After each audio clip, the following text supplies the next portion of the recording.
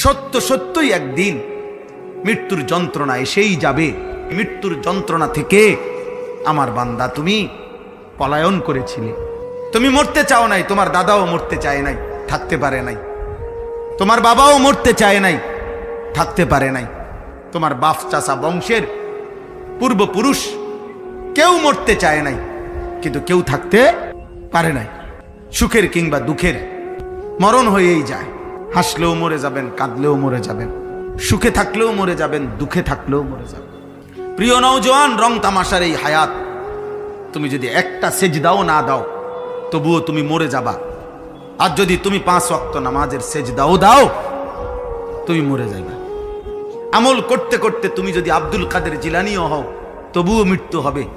নাফরমানি করতে করতে যদি তুমি ফেরাউন নমরুদ হও তবুও মরে যাবে।